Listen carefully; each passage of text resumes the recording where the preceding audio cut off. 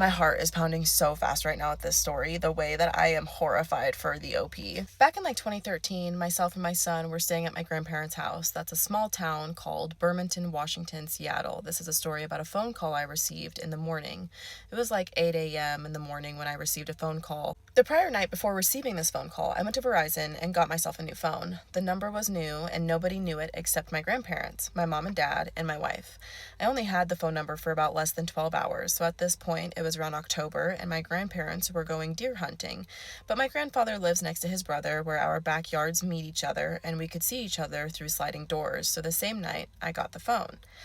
My grandparents decided to leave to go deer hunting, and my grandfather's brother and his wife were going with him as well.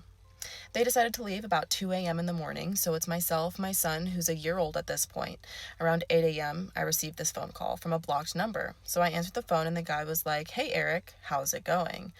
I just want to thank you for helping me." At this point, I think it's the guy from the Verizon calling, and he is like, "Thank you for helping me. If it wasn't for you, I would have been dead." I'm like, "How is that possible?" He said, "You helped me from having a seizure in the mall." So I'm like, "No, I did not. You have the wrong number." So then he says my first and last name and says, "This is you, right?" And I agreed, "Yes, this is me."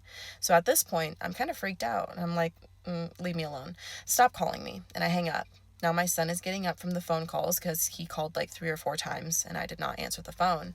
He kept calling until I answered the phone and I told him, "Could you please stop calling me and leave me alone?" He said, "Don't hang up on me." I'm like, "Dude, please stop calling me." And then he tells me, "If you hang up on me again, something bad is going to happen." I'm like, "What's going to happen?"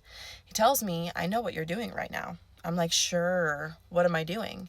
He said, "You're in the kitchen, holding your son, getting ready to feed him breakfast." I was in shock at this point. Then he says, "I just want to say thank you for helping me." So at this point, I'm freaking out. I'm like, "Okay, you're welcome. I helped you, now leave me alone." And decided to hang up.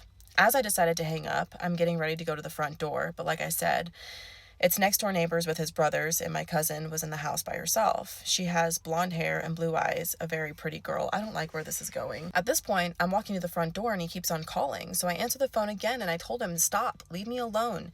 And he told me, "Don't go to the front door because I'm watching you." Oof. And if you think your pretty little cousin is in the house next door, she's not. So then I tell him, "Please leave me alone."